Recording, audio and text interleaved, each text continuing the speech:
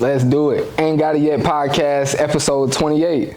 I got Remy, Hollywood Rell. What's going on, my brother? Appreciate you, man. Man, Mike, appreciate you having me. Absolutely, man. It's a long time coming, bro. I met you, I want to say like 2 years ago, maybe. Yep. At a takeover at Kalina Park here in San Diego. I'm like, bro, doing dope stuff, man. He got dope clothing. You know, I like the message behind it. Stay dedicated, inspiring other people. I like it, bro. I definitely had to have you on the show, so I appreciate you joining me, fam. Man, I appreciate you having me for real, man. Just to know what you do for the city, but just for yourself is big, you know what I mean? And I just like independency. I like to see people take it as far as they can. So, man, keep on doing your thing. You know? Likewise, yes, bro. I will do. How you been, man? How your summer been? How's everything going, man, bro? I'm blessed, man. Like, to the grace of God, I know I've been working hard. I'm working hard every day, I feel like. So, everything is good. I've been working, but at the same time, still been able to enjoy myself or whatever. Sometimes I needed to rest a little bit, but hooping every day, you know what I mean? Just staying dedicated, man. That's it, yo. I feel it. Yeah, you do a lot of hooping, bro. You do a lot of hooping. I love how much you promote it on online and on Instagram, getting other people to pull up. I like how you do it. Like, oh, they say Hollywood got so and so pulling up. I like how you do it and how you promote it, bro. I like it. What got you into? I guess like I mean we all come from a certain area. We just fall in love with basketball. But what as an adult what made you want to like stick with basketball and be like dedicated to like the pickup runs and just playing all the time? Man, you know what I would say? I feel like, okay, growing up, I love basketball, but I played football. So as I got older, as an adult, basketball became just like a way for me to just have something to do. And I just remember when I was about 19 or whatever, I would go to my gym back home in Maryland where I'm from, and it would just be like, man, I love basketball. But I would love it when I was growing up, but I couldn't play it all the time. And it just became that everyday grind and that passion that I always had for it. I guess I just kind of wanted to stick with it or whatever. So little by little, just kept going. Till people started telling me I was good at it. I didn't think too much of it. I was like, man, just another basketball player. But they're like, nah, man, you could do this, and this. So I just started working at it more and more, and then little by little, stay dedicated. You know what I mean? You said growing up you couldn't always play basketball. Why is that? Playing football, my coaches wouldn't want me to play basketball. I see. It was like that. If you playing football, we need you to dedicate your time to football. And I was great at football as opposed to basketball. And I love football. I had a passion for football, but at the same time, I didn't love going to practice or anything like that. But I don't know what it was. I felt like practice, I knew what it was. I was working hard every day on the football field outside of practice. So when I got to practice, I'm like, man, y'all telling me to do stuff that I'd already done for 5 hours in the yard before I even came to practice. So yeah, man, that's what kind of, you know what I mean? Made me not be able to play basketball growing up. I got you. You say you were great at football. How far did you take it? Man, so I was great all the way up until high school. Then I just kind of like I said, it was just that passion that not wanting to go to practice all the time. But at the same time, too, when I got to high school, and that's the furthest I took it. If I would have kept going, I could have, you know what I mean? I could have been wherever I felt like I wanted to be. It was just sometimes, I always tell people politics take away from the game. So you know what I mean? You got favoritism. You got parents that know the coaches. They paying for whatever to be such and such. And I'm like, man, all I've ever wanted to do was be like Barry Sanders since I was like 5 years old. You know what I mean? Shout out to my stepdad, Dorian, because he's the one that kind of got me and my older brother into football. And it was just like, man, listen, when I tell you football was like second nature, to this day, football is second nature. But that's, you know what I mean? That's what it was, man. So the politics kind of took away from that love that I had for it. You know? I hear it. Yeah, you hear a lot of talk about that now. Politics are definitely always a part of sports. They're definitely always a part of sports, and I feel like if you play sports, but unless you've like dealt with the politics of sports, you don't really understand how much they play a part. That's right. What I mean? That's right. I feel like if you're great, it's gonna shine through regardless. But more than a handful of people end up having to put up with the politics of playing sports for sure. Yeah, absolutely. As growing up, I've seen a lot of players that had potential to do, even bigger things than they even did. But like I said, when these politics get involved, like you gotta think as a kid, an adult basically holds the key to your dreams, your goals, your aspirations, all the things that you believe in, that you know that if, hey, I can make it to the NFL, make it to the NBA, but it's an adult that's supposed to be leading you into that right direction. And I just felt like as a kid, obviously my mother loved, she was gonna make sure I had fun doing whatever. But then these coaches or whatever, like I said, I mean, they're coaches. You're expecting them to see the talent from each player and say, okay, I could use you at this position. I could do this with you. But it ain't always like that because, like I said, you got people that are paying coaches to be like, yo, let me get this number. Let me make sure my kid gets the starter running back, quarterback, whatever it might be. And I'm like, man, I'm sharing awards with people that ain't never did half what I did as far as work put in. Not just saying like, oh, I'm better than you. Just saying like, man, you know when somebody's put in some work for something and when somebody's just been like given something and you're like, okay, you know what I mean? What is this right here? You know what I mean? If I were to come on your show and be like, oh, I'm the man hosting the show today, the viewers will be able to tell who's the one that put in the work and who's the one that just talking out as you know what. So it's like, that's how I felt about sports growing up. I hear you. That makes sense. Yeah. What brought you from Maryland to California? And when did that happen? So it was always my dream to move to California. Really? Man. Why is that? Since I was a little kid. Why is that? I used to tell my grandmother when I was like 5, bro. I remember vividly, man, I want to move to California one day. And I always wanted to move to LA. And it was just like seeing it on TV. And I always just seeing myself in that light or whatever. You know, I just knew California it just looked cooler than where I was living at the time or whatever. So, yeah, man, it was that was always my childhood dream. So as I got older, man, I came out here. I moved here officially in 2015 or whatever. I just was working and everything like that, and I was like, man, I'm doing my basketball stuff. If I can just get to California where I could do this on the daily, because where I'm from, it's seasonal. You know what I mean? Like, don't get twisted. We play every day. We hoop every day, but you don't got the outdoor courts like you could be every day in 75, 80 degree weather. So it's just like, okay, I'm gonna find a way to put this together and move out here. So that's what I did 2015. I packed my stuff. Me and my cousin, matter of fact, my cousin Vinny, we was like, yo, man, we moving to California. We came visit one time. As far as like San Diego, my cousin was like, he wants to be in San Diego. So I'm a team player. I'm never going against the team. My cousin that was like my brother say he want to do it. That's where we going.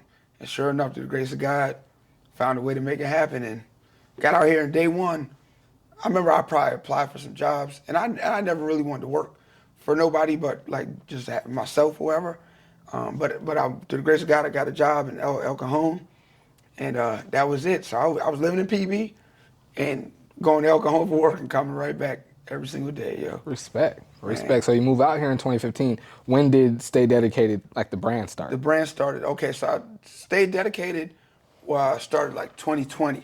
So before I even got to Stay Dedicated, I was Remy's Coast to Coast basketball. I used to train players, whether it be young, professional, all that stuff like that, back home in Maryland and like New York and stuff.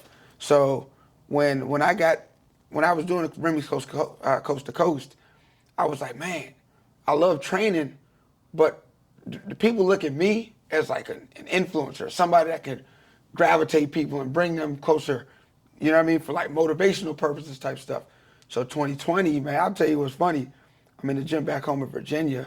In 2020? In 2020, because I always go, man, I'm home like every month, you know what I mean? So I'm back there, and I'm in Virginia, and I'm at the gym, and I'm making this YouTube video, and I'm like, boom, boom, I'm just going hard. I go talk to the camera. Bro, as I go talk to the camera, like how it's set up right now, I'm like, man, whatever y'all do in life, stay dedicated. And it was just like my own inner being, just like, yo, this is what you do every day. Stay dedicated. Dedicated hoopers came, because I'm walking down the street in Miami, I'm a dedicated hooper.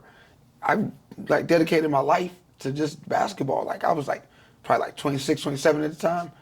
And it was just like, boom. So all these things within just being myself was just what came out. And it was Stay Dedicated is what I said to the camera. Bro, as soon as I said it, it was like a light bulb. And I just ran with it, you know what I mean? And started telling people stay dedicated. And people just started connecting with me on a different level. I mean, it was just unbelievable to see how what people see me do, but actually hear me say can mean so much and have so much value to it. So Yeah, man, that's how Stay Dedicated came Wow, about. I didn't know it was that recent. That's dope. Yeah. Everybody got like that. That pandemic made it like a lot of entrepreneurs came out of that pandemic, bro. Oh, yeah. So I want to say my first time. I have been seeing you around, but I think my first time actually being able to speak to you was, like I said, at Kalina Park. Was that 2020? Could have been 2020, 2021. I think it was 2020. Yeah, it was 2021. Yep, It was yep. 2021. And at that point, I thought the Stay Dedicated brand had been around for a few years already at that point. Man, just the way you was moving, and you was like, you already had a bunch of stuff at your table already. You was already like going hard. I had already been seeing you online at the beach in different places. Yeah.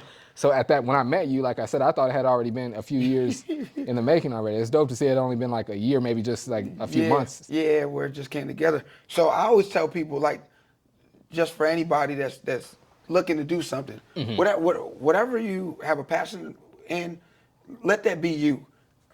For me, I say stay dedicated. Stay dedicated could have been, it's just a lifelong thing. But the words came out in 2020. My dedication to the game or to life or whatever I do has been forever. But it was just at that moment that it just, you know what I mean? Like came about. And like you said, 2020 was just, that was kind of the year when a lot of people were kind of like on edge the most. I mean, we're going through a pandemic, a global pandemic. So it was just like, man. But for me, I always told myself, in that midst of all that adversity and stuff like that, you got to stay dedicated. You know what I mean? And nobody even knows. Like, you know what I mean? I'm grateful I get to be on here. But I was going through serious anxiety. Like, I've never had anxiety in my life. At least not that I knew about. Right. Up until that pandemic, bro. And like, it felt like my world was just shutting down. Every time somebody would see me, they wouldn't even know. But I'm going through like panic attacks. Like, I could be out in the middle, like we could be talking like this, and then right in front of you, wouldn't even know. I'm just like, breathe. You know what I'm saying? Talking to myself. So all this state. And what brought that on? You know what? I felt like it was just an onset of like not knowing what was going on as far as like the virus. You know what I mean? Because it was more so like health anxiety.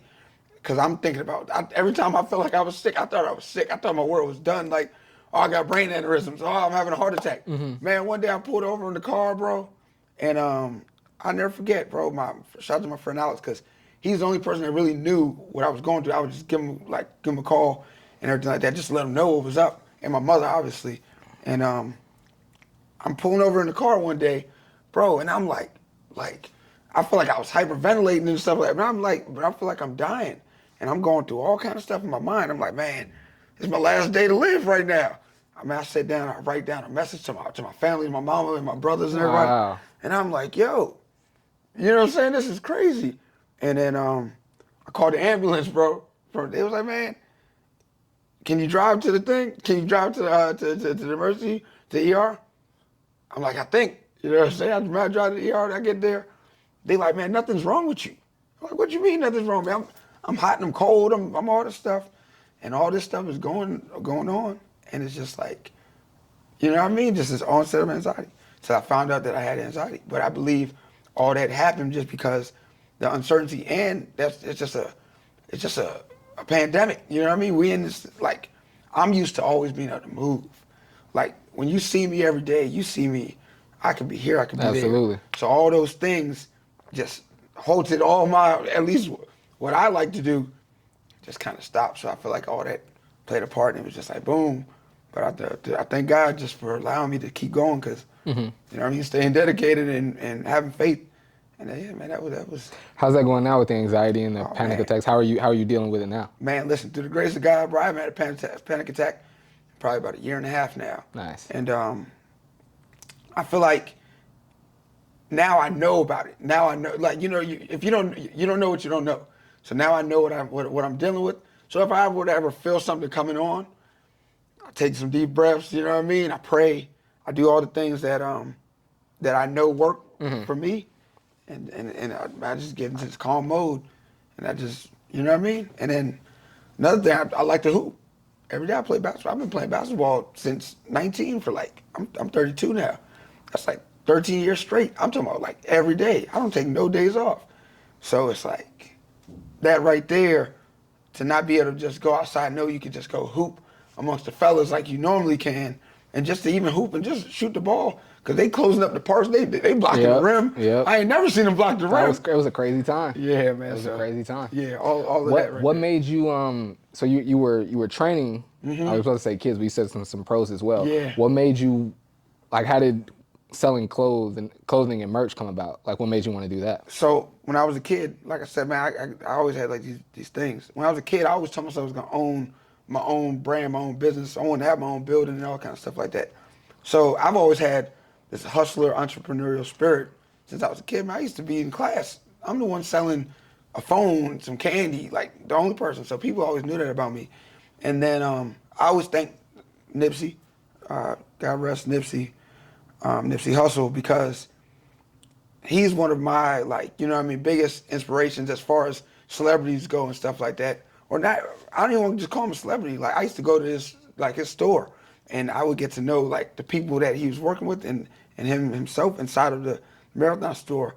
And he kind of showed me what it meant to be able to take a product and be like, okay, this is something that you can use to get your brand out there and to be established, and to find a way to create that next thing for you or whatever. So that's kind of how that clothing came from. And then I had clothing for my basketball, my Remy's Coast to Coast brand. So I was selling merch. So that was how I was eating every day. All right, the training, you might make $40 for the training, but then it's like, okay, I still got to make sure I pay these bills.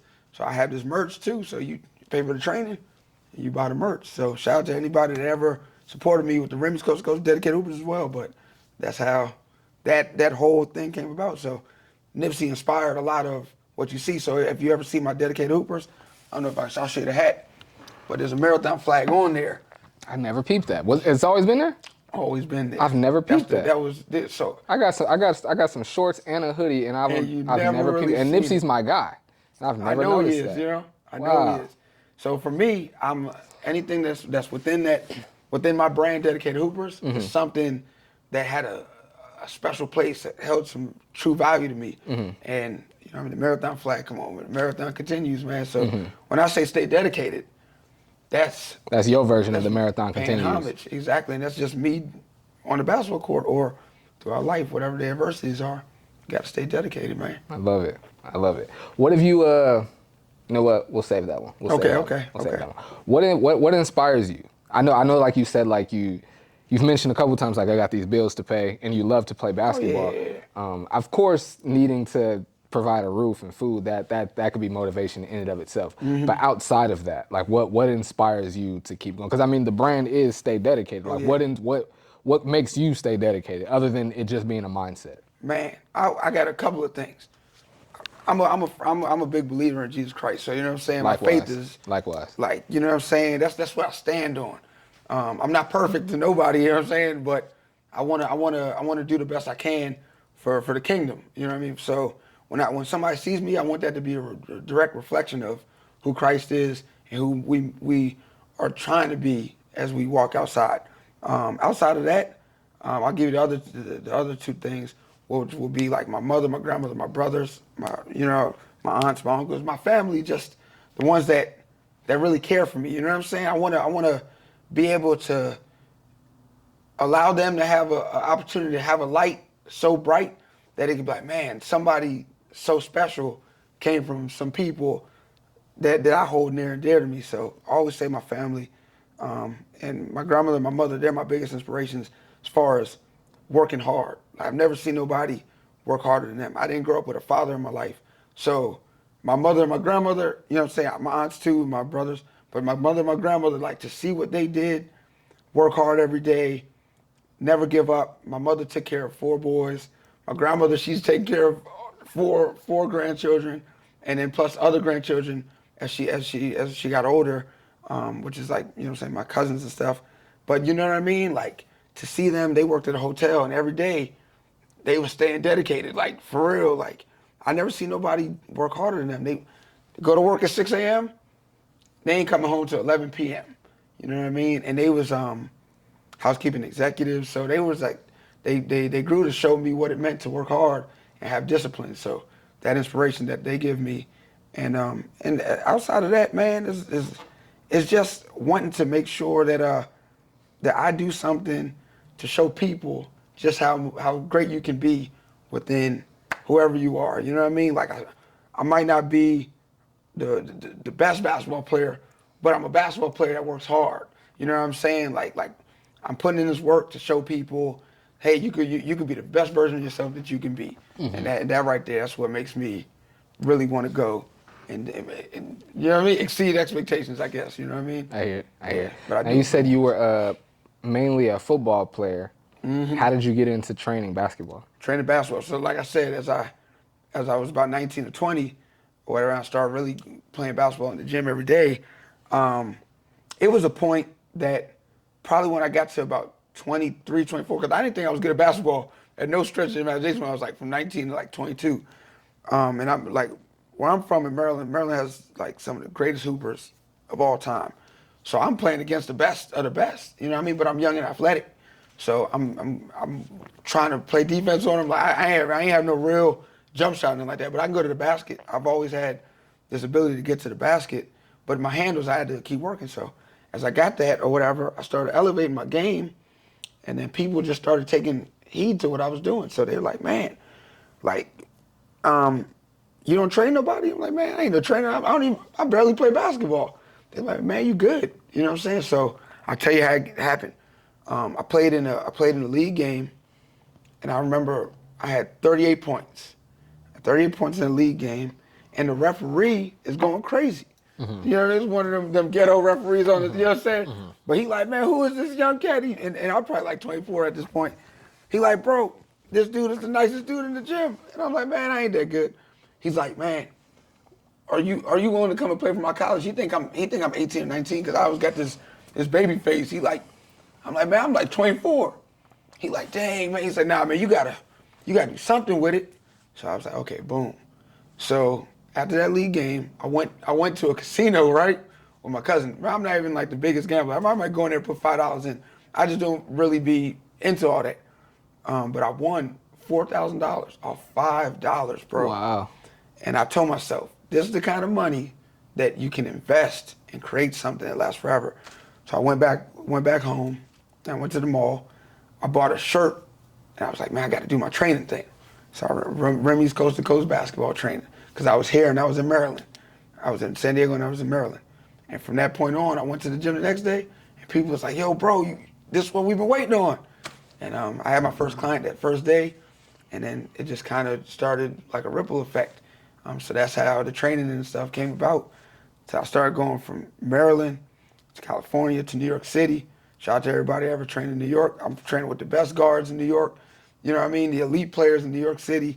And now I got to play them too because they want to know that I could do it. I'm in all the Lifetime Sky where the NBA players is at. I'm at the runs or wherever, not playing with the NBA players, but amongst the other crowd. And I'm in there, you know what I'm saying, holding my own. And they like, oh yeah, this dude's official. So they all signed up. I remember one day after the thing, they signed up. Everybody, yo man, can you help me with my handles? Can you help me with this? So, you know what I mean? That's dope, how it all bro. came about, bro. That's dope, man. Yeah. Any training or coaching here in San Diego? You know what? I trained, shout out to my two of my favorite, or three of my favorite players, Vinny Ferrari, Kimo Ferrari, and Camden McCormick. They went to Francis Parker. Yep. Yes, I know all sir. three of them, yep. So, man, I've known them since they was, at least Vinny and Kimo first. Their dad is the one that even wanted me to even help with the training stuff. So I would go to the gym with them every day when they was like 12, 13 years old, every single day. And I'd be in there one-on-one with them. We doing drills. I'd take them to the field, and we would just be getting it in. So that was it. So I just focused on them, and then whoever came from their origin or wherever that wanted just my help or just my advice, that's how I did it. Because I don't like training, bro, and I'm going to tell you why. Because everybody's not dedicated. Everybody's not going to wake up in the morning at 6 a.m. like I'm going to wake up in the morning at 6 a.m. So I'd rather do it for free. I'd rather just come to your local gym and give that kid that I know wants to make it and has those big dreams and aspirations that I see putting in the work, come up to them and be like, hey, okay, do this. Get this together. If you could dribble with your offhand, you'll be a lot better of a player as opposed to charge somebody for something that I know they ain't really taking serious. Because then it's gonna be feeling like I'm taking something from them. I'm just taking money from you. Right. And I believe that like how I love the game is art. It's like the purest form of art there is. So, you know what I mean? Just to have that for somebody is just better to me than training for the money or whatever. But I train for money, obviously. Right. But it's not about the money. Nah. Right. So I said once I found out I could sell my merch and I could just come help you. All right, well I'm gonna just come help you. You know what I mean? I'll make money off of this, as opposed to charging you for that. Got you. So that's kind of what I did. You can always, for me anyway, as someone who grew up an athlete, I played football and basketball, a little bit of baseball, a little bit of track, but basketball and football growing up. You can always see the coaches that are in it for the right reasons as opposed to the ones that aren't. You can always see whether he's coaching because his son wants to play or he started a club because he wants to make money or whatever. You can always tell, you know what I mean? Yep. That's why it's like, I don't think youth sports, like the nasty and ugly parts of youth sports, is ever gonna get cleaned up. No, because you can't. Like I think AAU is always gonna be what it is. Yep. The great parts of AAU are gonna continue to get greater, and the terrible parts of AAU are gonna continue to get more and more terrible. And I don't think there's any way to fix it. And I think in AAU it's a lot of the parents a lot of the times. But with that though also, is the parents. I'm sorry, is the coaches as well. Yeah. There's a lot of coaches in it for the wrong reasons, bro. They're in it trying to live vicariously through their son or through their star player or actually, you know what? Speaking of coaches, did you see that football coach that got sent to jail for punching a kid in the stomach? I did. Man, I couldn't believe that when I saw it. Yeah. I'm like, I would have knocked that coach out. He put his hands on my son. And it got me to thinking about how much different the culture of football is as opposed to every other sport. Oh yeah, for sure. Because I grew up, like you, football was my main sport growing up. I always played basketball. I was always on a basketball team. Even in high school, I was always on the basketball team. I was a backup point guard behind my brother. Like I always played basketball, but football was my main sport. Yeah. And I've had football coaches say things to me and speak to me in ways that basketball, baseball, and track coaches would never. It's just a different culture, bro. Like I remember my mom when we played Pop Warner. I remember my mom being like, "Oh my gosh, like I can't believe they were." And my mom, she old school, but she's just like, I can't believe like I heard him say that. Like the coach, my little brother's football coach, they doing the other team. I'm sorry, they scored a touchdown and now they're kicking off, and so he's yelling to the kickoff team right before they kick the ball. Get out there and hit somebody. Yeah. And my mom is one of 7 girls. Like she didn't have no brothers that play football. Yeah. So she never been around it. So to hear a grown man yell to kids, get out there and hit somebody, she's like, whoa, what? Yeah. Bro, I've had football coaches call me the B word, bro. Oh yeah. I've seen football coaches call, it's never happened to me, but I've seen football coaches call my teammates the racial slur that rhymes with maggot. There's some, football's different, bro. Oh, yeah. Football. I've seen football coaches say and do things that I've seen coaches in other sports never dream of doing. Yeah. And how did you have any crazy football coaches being a football player growing up? Oh yeah, for sure. Like growing, I'm from Germantown, Maryland, where it's like there's not really much to do. So if you're playing sports, that's what you're gonna give it all to, from the parent. I mean, from the coach to the player. So I feel like just growing up, that was just like the norm. To me, football was a gladiator sport. So if a coach was yelling at me, calling me whatever names that they would say, or yelling at my players, whatever names they would say, it was just like, that's just it. You know what I mean?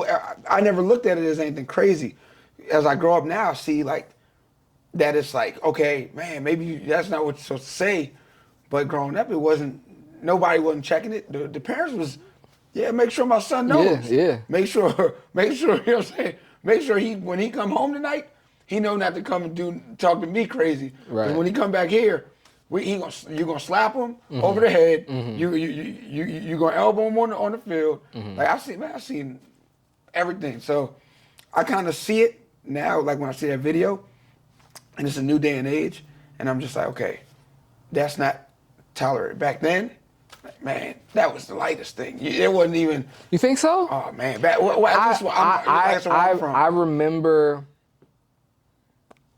in Pop Warner, I remember my coach hearing me curse at one of my teammates, Yeah. and he slapped me in the helmet real? hard, like See? not like it wasn't a fist, it was an open hand, and it was more of a thing like you ain't supposed to talk like that. He wasn't trying to hurt me, but he legit came and like hit me like cock back. Yeah, just bop. You ain't supposed to be talking like that. And granted, he knew my dad, so he probably felt like he could do that because he knew my dad, but like it was just a different time. It definitely a different time, but I can't say that I remember a football coach punching or hitting somebody. Man, listen, man. I wish. But I'm from California though, and that makes sense. I'm sure there's kids from Texas that be like, "Yo, we got coaches that." They probably put them in a choke slam. You know what I'm saying? The DDT, all kinds of stuff like that. It's just where you're at, and where you're from.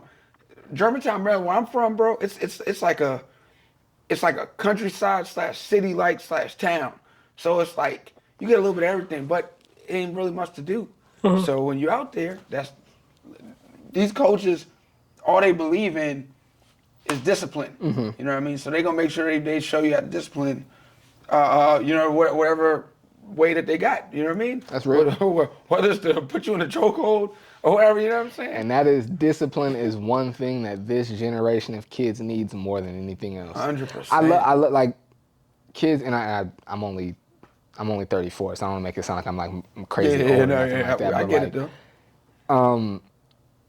Kids today, like I don't want to just say kids, but like the youth of today, even the young adults, I love that energy of like, and I fall into that category as well, I guess, of young adult. I don't know if 34 is a young adult, but still but that like, what I'm trying to say is like the youth and the young adults of today, they don't put up with a lot of stuff that people put up with back in the day.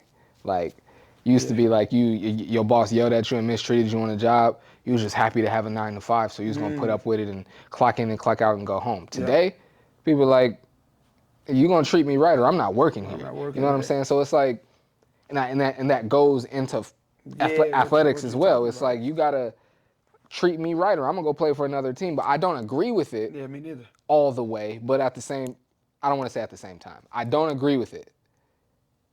Coaches also should not be mistreating players and making them want to go play elsewhere. 100%. Yeah. 100%. So it goes back to what I said earlier. I always say, if you're a leader, you're supposed to lead. The coach is the leader of young men. There's the young man is not the leader of the coach. So as a coach, there's a fine line. There's a balance between understanding how to lead, knowing when to keep it fun, knowing when to keep it adulthood. So, but I mean, you gotta think the world that we live in, bro. It's not too many people that are leaders in the first place. Facts. Many are followers. So when I look at all these things happening, it's little JoJo that from down the street that ain't got his life together coaching little Terry that's 7 years old trying to come up. Facts. So when little Terry don't know his way, but little JoJo 31, but he still ain't got his life together. You hit the nail on the head, bro. And it's the blind leading the blind. You hit the nail on the head, bro. Just because someone is or was a standout athlete does not mean that they should be a coach, bro. At all. Like to be a leader of young men or women is a huge responsibility, bro. That's right. And again, just because you were the standout or all city, or even if you were all American, it don't matter. If you don't have your head on straight and or you're not a leader, like leadership is, people don't realize like how important the word is and what leadership is, bro. Like, okay, perfect example. Growing up, I was the captain and I played sports from age probably 7 all the way until I graduated high school. Played a little bit of JUCO basketball. And I've only been, I'm saying that to say, but played sports all my life. I was the captain of maybe 3 teams. Maybe 3 teams. Okay. And then so going into the workforce, I was working in childcare. And all I wanted, all I wanted was to be a supervisor of an after school program. I was like, I want to be a supervisor of an after school. I've been an assistant. I've done all that. I've got promoted. I've gotten raises. I've gotten awarded at the ceremonies. Like, I'm good at this job. I'm ready to be a supervisor now. I was saying it for 2 years. I'm ready to be a supervisor. It finally happened, and it was like, I don't even know if I can, because it's different to go from like being an assistant to where people like look to you for some of the direction, but they still got a main person that they look to. That's the real leader. You're like the secondary leader. But that's the main leader. You know what I'm saying? And so when I became the actual supervisor, now I'm the leader. And at that point, I had coached youth sports and I've been the captain of a handful of teams, but it's different to go from, it's different when you're leading adults, like to be the leader of men 100%. or a leader of men and women. And so I remember like becoming a supervisor and like having to have a difficult conversation. And it's like, I didn't really think about how I would go about having a difficult conversation. It's like, I got a staff member that's showing up late 3 out of 5 days out of the week, and I got to talk to him about that. How do I go about having this conversation? How do I be assertive without attacking them, but without being too soft, but still be stern? It's like, it's trying to give them a little bit of everything. Yeah, you know what I mean? So to be a leader it's a big responsibility, and it's something that should absolutely be taken seriously. Oh yeah, for sure. Absolutely. I don't think enough people pay attention to that, really. And especially when, you're made, the captain of a basketball team or any athletic team or any leadership position. That's something I got to thank my dad for. Like my dad, the first time I was made a captain of a team, my dad was, okay, you're the captain. You know what it means to be a captain? That means, and that was a football team. He's like, that means all other 40 people are going to look to you for what they need to be doing every day. You got to take, my dad was like, you got to take that serious, son. Shout out to your pops, you know what I'm saying? And so like for me, and I was like, at that point, I thought the leader just meant you was the best on the team. You was the best, and the coach said, hey, you lead the stretches. Hey, you in the front of the line when it's time to. I thought that's all the leader was. Like, man, I'm already good at this. You know what I'm saying? My dad was like, oh, you the captain? Do you know what that means, bro? And so I was like, you know what? That's probably why I have this how I look at leadership, because my dad, like when first time I was in a small leadership role, my dad was like, take that serious. Take that serious, you know what I'm saying? And you, that's a great thing because you showed yourself what you could do as long as you took yourself serious and took that role serious. So shout out to your dad, because that's another thing I was going to say too, and I don't want to stop you from whatever you had to say, but shout out to the fathers that are in yourself and whatever father is that's in their sons or daughters' lives, because that right there, as a man to lead another man or woman, it means everything. And I'll speak just specifically for the men. Like I said, I didn't grow up with a father. Shout out to my stepdad that was in my life, you know what I mean, but wasn't there for me every day, but was in my life enough to at least show me something. You probably had a father there every day for you. Only you could attest for what that means. I see it from an outside point of view, so I know what it means to lack leadership from a male figure such as your father. You're gonna go. It's like he can show you how to lead, like genuinely show you how to lead, as long as he's doing what he's supposed to be doing. Then there are other men that are just stragglers. They ain't really leaders. They just, all right, well, I'm over here, I'm over there. But they're trying to lead somebody to do something, but you're like, man, you ain't no leader. And as a kid, man, come on, nobody's gonna tell the truth more than the kid. So the kid is gonna look up. That's somebody I could look up to. That's somebody I shouldn't look up to. I don't care if they're an adult or not. Just because you're an adult don't mean that you know what it's like to hold yourself accountable. Facts. To be responsible. So, you know what I mean? There's a lot of those things. But yeah, man, like I just want to say, shout out to the real fathers out there, real men out there that are actually leading in the right direction. Because, yeah, man, I try not to take it lightly. So for me, I didn't grow up with a father. So anytime I see somebody, especially a young man or a young woman, I try to keep it real with them. And I try to let them know, like, you can do whatever you want to do, but you have to have discipline and you have to be a leader. And one of my favorite movies, Remember the Titans. Attitude reflects leadership. Yep. That's it. So when I walk outside as a man every day, all right, I ain't perfect, but guess what? You're not going to see me out here just doing anything to try to get to lead somebody just because, oh, I got some name with a basketball brand, dedicated hoopers, or they call me Hollywood Rem, so I'm a leader. No, I'm a leader because my actions are going to follow suit. And that's what I want people to always know. Absolutely. Forget what people say. Watch what they do.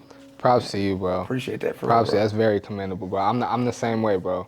I'm the same way. I do I want to speak on that yet? I feel you, yo. I feel you. Nah, I'll leave it alone. Okay. But I'm the same way. I'm the same way.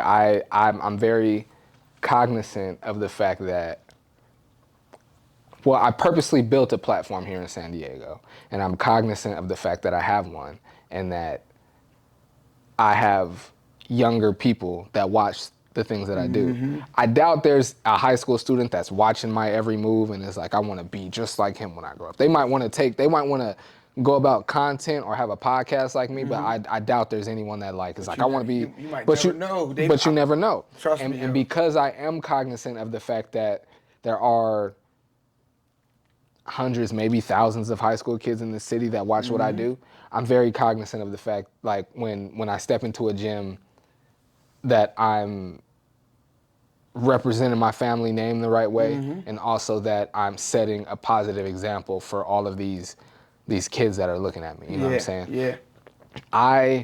It's crazy, bro.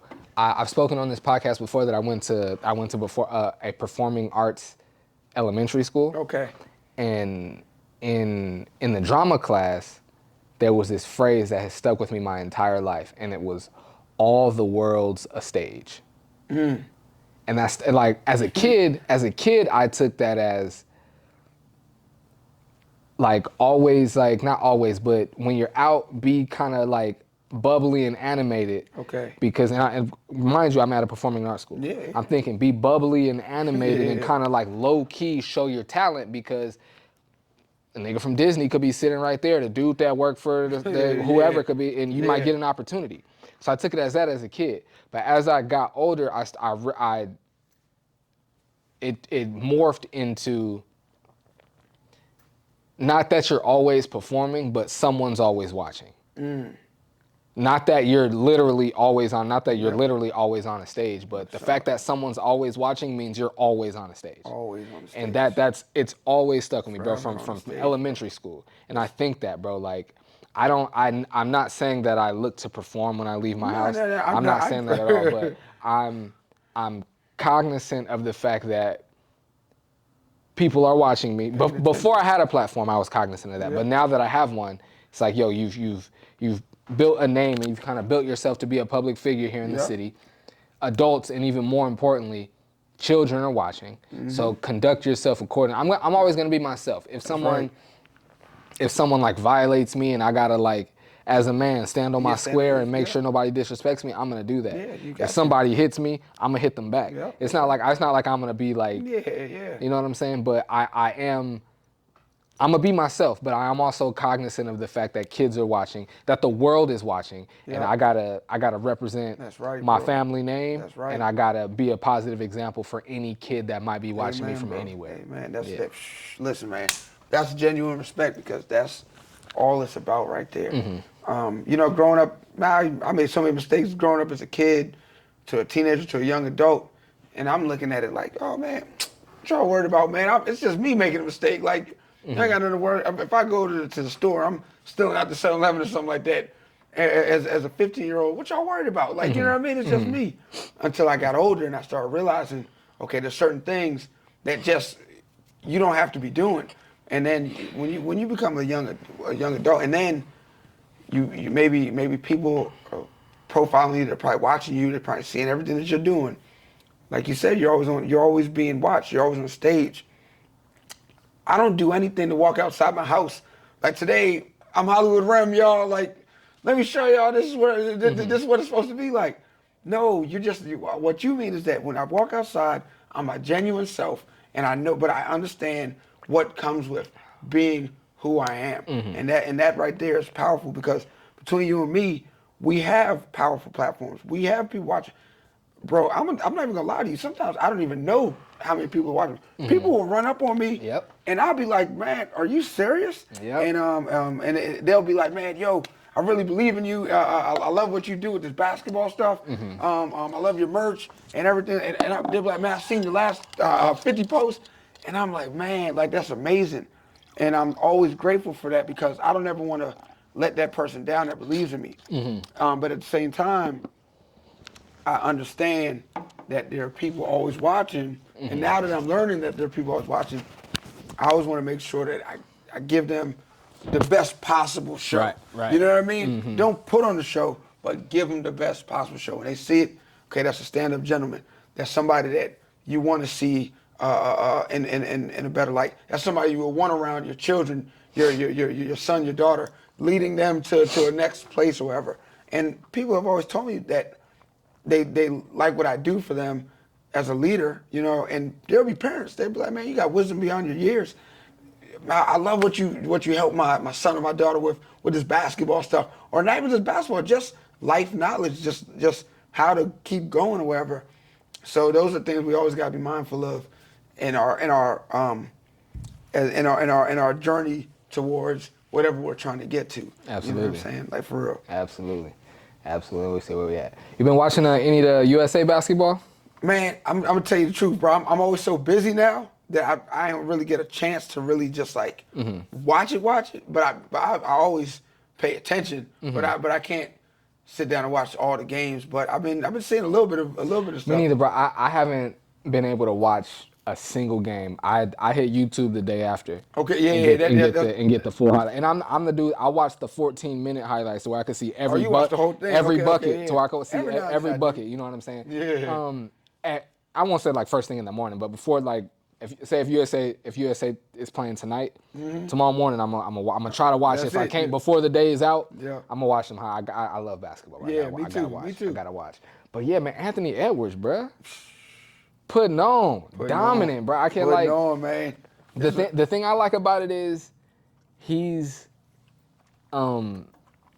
it's the young stars. Yeah. It's not like LeBron and KD and Stephen over there. It's all his peer group. And he's the alpha of this group. Yes. And that sends a message going back to the NBA. It's like, y'all remember when we was all together, I was better than all of y'all. Yeah. And it's not that they're gonna bow down when they play Minnesota, but it's just an understanding. It's like, I'm coming.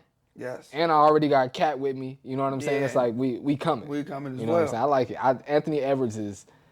I was about to say slowly, but not even slowly. He's definitely becoming one of my favorite. Damian Lillard is my favorite player. Okay. After Damian Lillard, it's probably LeBron. Okay. And then after LeBron, it's probably LaMelo Ball. Those are my three favorite I like players. that list right there. Those are my three too. favorite players. Okay. But after LaMelo is Anthony Edwards is coming, bro. Anthony Edwards is coming, bro. I hear that, man. My younger brother loves Anthony Edwards. He been swearing by him since before he even got to the league. Nice. So I always think about like what he says. For me, I love Anthony Edwards because I like his swagger. Me too. When you're young and confident, but he's also a leader. You can see he's like a born leader, like somebody that's meant to lead because he has this charisma. He's like, and then he has the talent, he has the charisma, and he's working hard, and he wants to be something special. That's a sign of greatness. That's a sign like, okay, you know what I mean? He get around LeBron, he want to hear what LeBron's saying. He get around one of them older players, the wiser players. All right, tell me what I got to know. Right.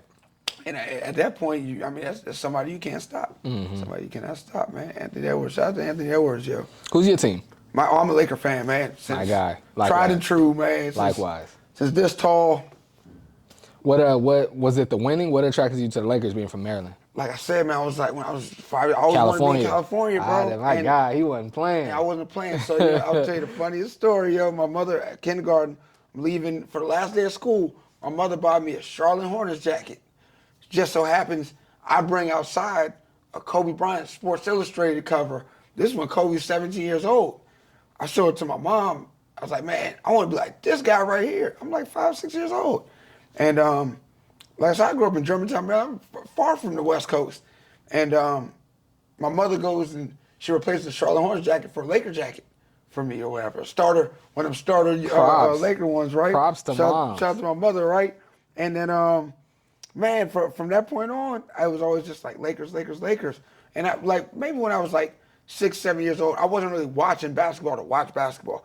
I'm just like, okay, you know Michael Jordan, you might know the superstar, but I wasn't watching it. It wasn't until I was like 10 years old, 11 years old, that I really started watching basketball.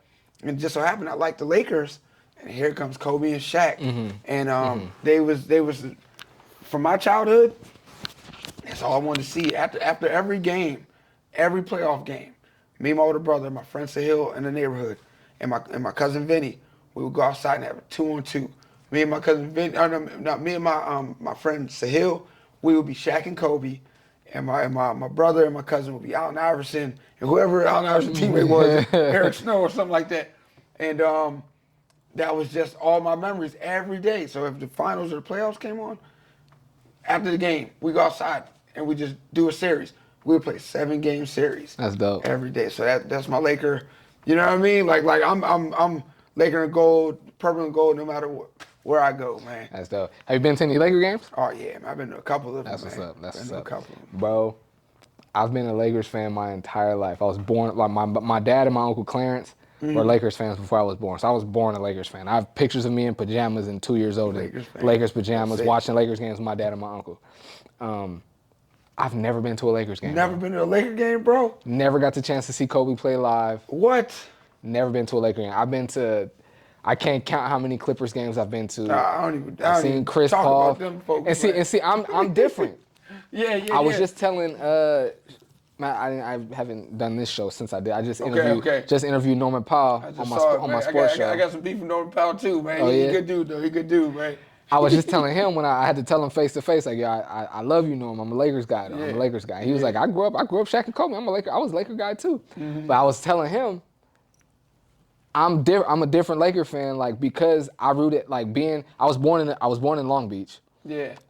Lived in South Central for a little bit, but I'm from the LA area. Okay. And so I root for the LA teams.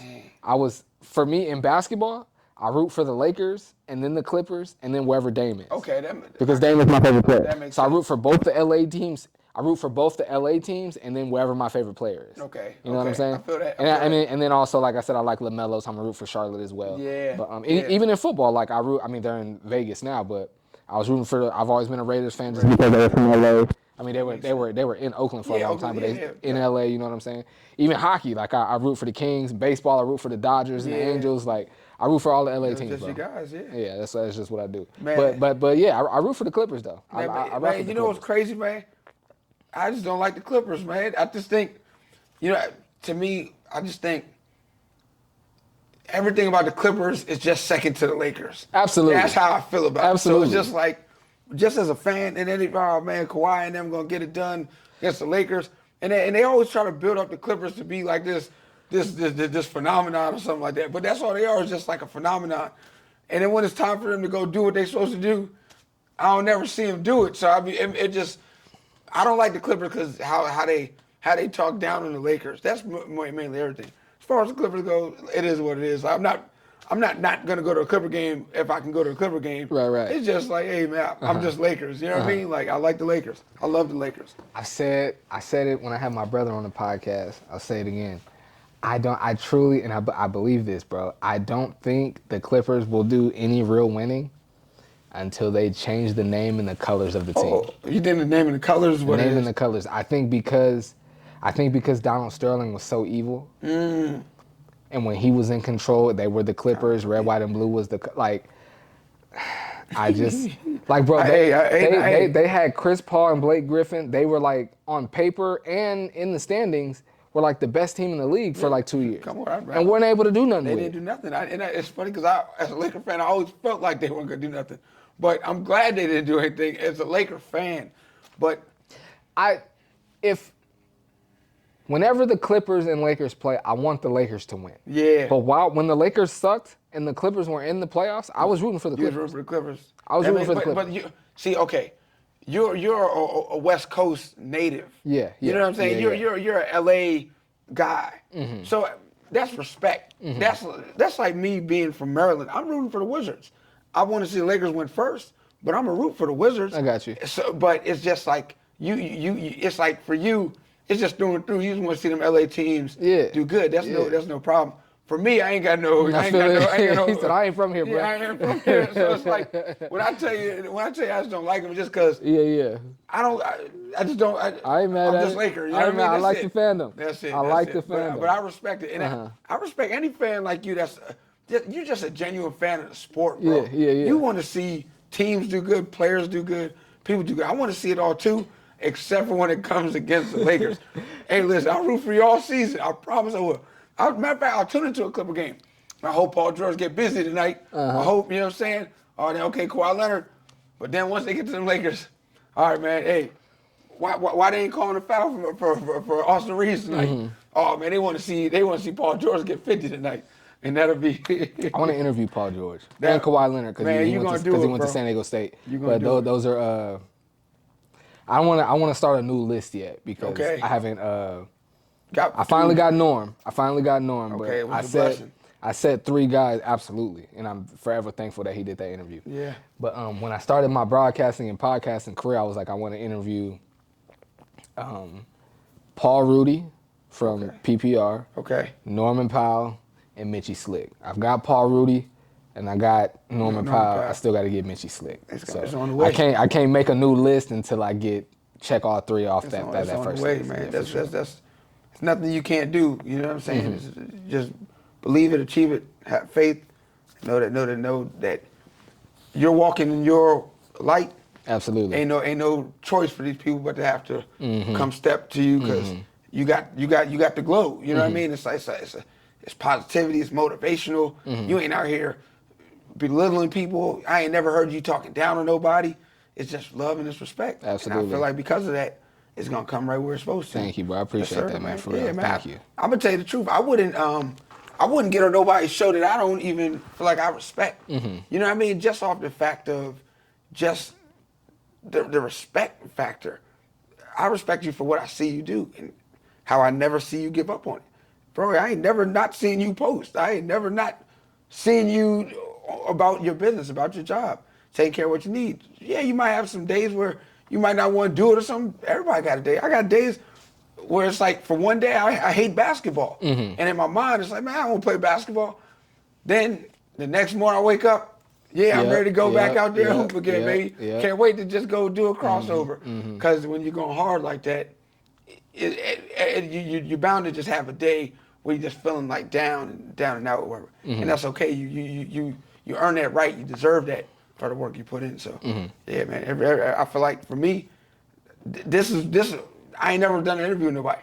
This is what I want the first interview to be. My God. Michael Flicks. My God. You know what I'm saying? I appreciate you, fam. And bringing greatness to the people. That's dope. That's love right there. I appreciate that, bro. Sir. This might be my last interview, man. I might only just do it with Mike unless he want me back on the show.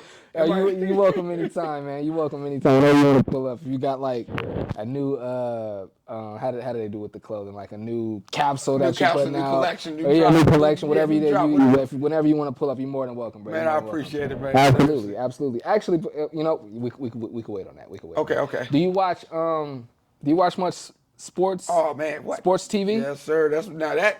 That's something I try to catch up with every day because that's to me. Well, that's like I ask because I know a lot of people. Everyone used to watch TV. These days, a lot of people just like you said, we don't even watch the games. We catch it on YouTube. You know what I'm saying? So that's why I asked. Okay. But do you ever in the mornings you get a chance to watch the sports? Yeah, for sure. Okay, dope. You watch First Take and Undisputed? Both of them, man. Okay. Did you get to see the new Undisputed this morning? I saw the new Undisputed this morning. What'd you think? They got Richard Sherman, Michael Irvin, and Keyshawn Johnson. Yeah. 3 football players. Obviously Skip Bayless. Obviously Skip, right. I'll tell you, I love all the guys on the show, but like I think briefly before we started, I was telling you, it's like being on that super team in basketball. There's only one ball, and on the show, I feel like there's only one mic. Yeah. So you know how, when it was Skip Bayless and Shannon Sharp, they can balance off each other. I feel like 4, it's no genuine, like no real balance. I don't know if you've seen like the meme or something like that. And it's funny because I don't really even be paying attention to memes like that. But it was like, man, they ain't letting Skip Bayless get a chance to say nothing to her. And I'm laughing because I'm like, you can see it in Skip's face. He want to, let me say something. Let me say, and it's mine, but they ain't letting me get a word out. Michael Irvin got this charisma about him. He's so like, you got to let him say what he got to say because he's Michael Irvin's the playmaker. Keyshawn Johnson is so knowledgeable about football. He understands, and then he's like, and Keyshawn Johnson is knowledgeable and he's serious at the same time. So he's almost like Skip Bayless with the seriousness when it's trying to be serious. And then Richard Sherman is just, I mean, he could talk about everything because he's just so wise, so smart. And then here goes Skip Bayless, and he's like, but as far as the show goes, I hope that they get it to where they could all get their points across. Then at that point, I believe they got a hit on their hands. But it's almost like the Clippers back in 2013 when Chris Paul and they got all these superstars.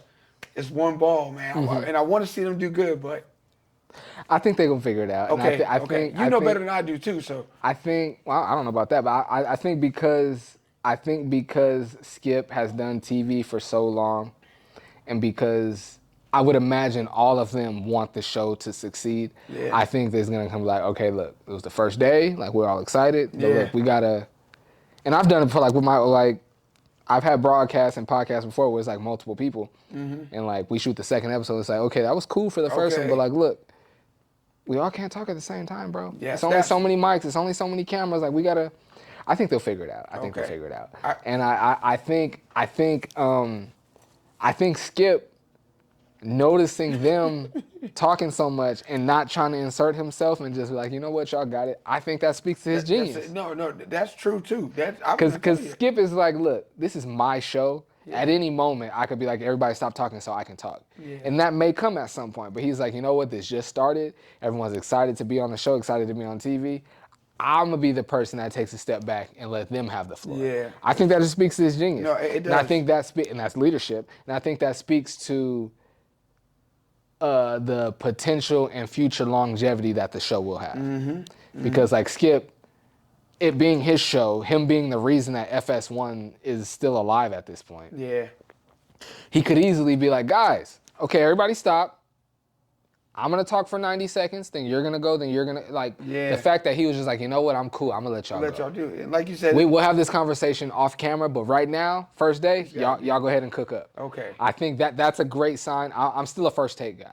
Okay. I'm still a first take guy. I rock out with Stephen A. still. That makes sense. But I like watching that on YouTube. I watched it on YouTube. I was like, you know what? They're going to be all right. Okay. They're going to be all right. Yeah, they're gonna be all right. And when I said I believe, you're within I see a what you're space saying. of knowing when it's time to talk, when it's not time to talk. I see what you're saying. Or whatever. I'm watching from just like a fan's point of view. Like, okay, dang, why he ain't let him say what he had to say or whatever. And honestly, like I said, I enjoyed it because I believe all of them know what they're talking about or whatever. It's just like you said, they find their balance. Let's get on the basketball court.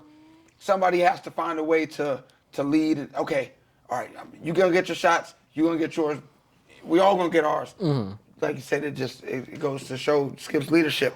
And at the same time too, knowing that you can come back the next day and be better. Yeah. And get better and better and better. That's all right. Like, ain't nothing wrong with that. I'm looking forward to, we spoke about Undisputed. I'm looking forward to seeing Shannon Sharp on First Take. Man. He's only going to be there 2 days a week, which is a little bit disappointing. You think so? It's a little bit disappointing. I don't wake up every morning and watch First Take. Yeah. I don't. I've been telling myself that I'm going to, but I don't wake up every morning and watch First Take, so I guess I'm not the person to be like, to have the most critiques for it. But I would like to see him there every day if he's gonna be there. That makes sense. But I mean, you know what? He probably getting too much money elsewhere to be there every day. The scheduling and stuff like that. But at the same time too, I always say less is more sometimes. Yeah. Because now it's like ESPN's genius too for understanding, and maybe Shannon Sharp, whoever had a part in playing within the schedule. Now you're gonna be more tuned in. Think about how we're thinking about, man, he only on there for 2 days. He ain't even been on the show yet one day. So now, just that strategy of we're gonna kill him on television for 2 days. Now you can't get tired of him because you ain't gonna be able to see him every day. Yeah. Him and him and Stephen A. are gonna be able to just kill you with that balance. Now you're gonna be. What if they say they only gonna do the days? It's gonna be Monday and Thursday. You're going to be wake up every Monday and Thursday ready to see them, as opposed to knowing that you can watch them all 5 days in a row. That's true. So, everything come down to strategy. I'm in business as far as like merchandise. I understand what it means to strategize a plan, how you're gonna make a sale, how you're gonna build up this amplifier like this drop or whatever that you might say, and make the people want to connect with you on that. So I think that's what they doing on ESPN. Strategy, and like obviously, like you said, he getting a lot of money elsewhere. Right. Like, come on, you ain't gonna turn down the dollar. Since you spoke about it, let's break it out. You had the big bag sitting right here for a minute. I got some greatness for y'all, man. Let's see what you got here, man. Let's show the people. Oh, yes, sir. So yeah, man, you already know the brand is Dedicated Hoopers. Absolutely. Whatever you do in life, man, you gotta stay dedicated. So I got a camo hat. Ooh, you know what I'm saying? Something a little bit different for the people. You know what I mean? On the work ethic. Then I got a couple of ones. So this one I'm never releasing, but this is my gift to you. Oh my God, I appreciate it. For anybody that I believe is staying dedicated, like genuinely staying dedicated, that's the hat. I only made 15 of those, so there'll never be another 15 or any more made after the 15 that I give to the people. I appreciate you, that man. I genuinely believe in. Appreciate you, that's man. For you. And then my God, I appreciate yes, you, man. For real, man. I That's appreciate love. you. Thank you, bro. And then what I got right here, this one is a new release. I haven't even dropped it yet, but you know what I'm saying? That's for me too? This one's for you as well, man. Hey, my God, I appreciate you. Blessing the good people, man. And then that's tough. I like that one. You know what I'm saying? Listen, I'm not really a hat guy, but I know people love hats. I just like truckers and I like bucket hats. I'm a big time hat guy. I know you are, man. You always got the swag with the hats. Yeah. And then he been hitting me up, man, drop me a hat, man. And I'll be so busy, I'll be like, man, I'm gonna come through today. And then I'll be all the way across in Alaska trying to make something happen or whatever. But you know what I mean? It's just got the greatness. I appreciate you, fam. Yeah, yes, sir. And then this one I'm wearing right now. But this is gonna be the release that I'm gonna drop. I haven't dropped it yet. So y'all getting a sneak preview of that right there. Stay dedicated. It's gonna be the only one. I got the t-shirts that I'm wearing, the hats, and I'm gonna have shorts and jogger suits for those. So you know what I mean? I'm looking forward to the jogger suits. Man, that's my swag right there. You know what's funny? I love jogger suits, but I like to just have one piece. But then I know people like you and whoever it might be, man, where the top and the bottom at? I'm like, man, I just felt like I like the bottom or I like the top. They be like, nah, man, you got to have the jogger. So jogger suits on the way for all the good people. You know what I mean? Bet. We're going to do greatness. And then let me give you my last thing. So I don't know if you want this one, but this is my new Inspire the World because I'm doing this, my Hollywood 1 of 1 collection. This is 619 dedicated Inspire the World. You know what I'm saying? I like it. I'll take it for sure. I paint these up myself. You know what I mean? So you know what's funny, bro? I went on I might cut this part out, but I went on a date right before I came here. Yeah. And she was like, "Who's gonna be on your show?" And I showed her your page, and I was like, I can't lie, I gotta be fully transparent. Okay. I told bro he can bring some clothes to display. I don't know if he's bringing me anything, but I hope he does because I love what he's doing. And I was showing her this one, and she was like, "Yo, I like the black one. And Inspire the World. I like the black one." Yeah. So it's perfect that you brought one in, bro. Man, come on, man. Inspire That's the perfect. World. That's perfect. perfect. So yeah, this is my because I always tell people I'm motivational and I'm also an artist. I always tell people hoop is art. So Absolutely. So when I put something like this together, inspiring the world and just showing people my creative side of just bringing some art to the game and just something different. You know what I mean? I feel like everything is always the same. So yeah, man. Listen, I'm just glad that you like it, man. Oh yeah, it's all dope, man. It's all, and I'm not just guessing. I hope you can see the genuine excitement in my face. Trust me, man. I can This tell. is I love it. I can't. I'm mad at myself that I never noticed the marathon flag. I made flag. sure. So they got the marathon flag, whatever. Championship trophy. Championship trophy. So I won one championship playing semi-pro back in Maryland. Okay. I played against the best of the best that year. Shout out to Byron Mouton, University of Maryland national champion. Shout out to my teammates Joe, Jerry, Vince, everybody that was on that team that season. And then, all in the work ethic. I always tell people, whatever you do in life, work hard. I love palm trees, and green is my favorite color. So I was able to add that. And then, obviously, the basketball, dedicated hoopers, man. Yes, sir. So that's the origin of it. You know what's funny? I always want a chance like this to tell people about it because I know people know me, but they don't know of me. Like origins. They don't know the origin of it. So now you got a little bit of whatever it might be. Where put my drink at? I'm bugging. Oh, that's right. Okay.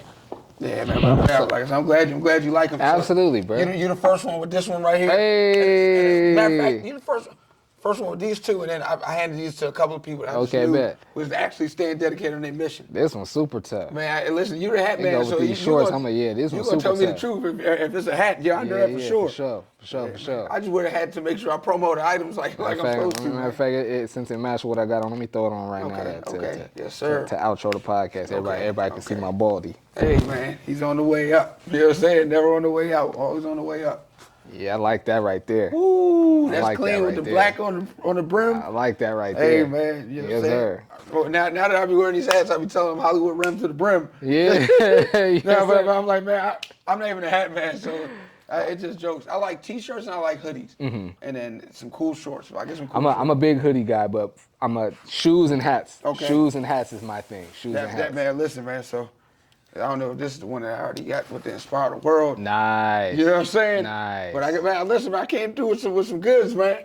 I came Yes, through. sir. You got anything else you want to show, or is that it? Nah, that's all. Everything else Okay. is just if you just wanted something to be painted how you wanted to be painted, I got all that, man. I'm making stuff on the spot for people. Yeah. That's what's up. I've been seeing that. That's dope. That's Yes, dope. sir. And I was telling my homegirl, I was like, I like it because although you do it on the spot right there, it looks similar every time. Yeah. And to me, that's like Virgil writing on the sneaker with the Sharpie. You know what I'm saying? Yes. that's what it is to me. Man, and that's you know what I'm saying. That's, So I'm that's like, crazy. That's crazy that you said it. People been telling me like that I'm inspiring them like Kanye or Virgil. And you know what's funny? Like I'm not even like I don't really know too much about Kanye and Virgil. Well, I know Kanye obviously, but I don't know. I'm not into their backstory that much. So, but when people tell me stuff like that, I'm always grateful because I just started watching Virgil videos maybe a couple of weeks ago just to see his mind. You know what I mean? What he was thinking and everything like that. And he's a genius, just as Kanye is a genius. Well, sometimes Absolutely. Kanye go off the rocker a little bit for me, so I'd be like, dang. But you know what I'm saying? He's still Kanye West. So to the people, yeah, I feel it's it. love. You know what I'm saying? Absolutely. Yeah, I'm right there with you. You got to give him his credit for his creative genius, Of course. his musical genius. Some of that other stuff. Yeah, exactly, man. You stay over there. Yeah, hey, listen, I'm just being honest. The creative genius, I rock with. All that other. Yeah, whatever it might be. But I'm the type of person. You're doing what you do. I'm gonna make sure I pray for you. I'll make sure, but I won't be the one to partake in. Right. You know what I mean? Right. Whatever that is, that's Absolutely. it. But it's never no disrespect. It's never no hate. It's always love. And you know what I mean? This is what it is.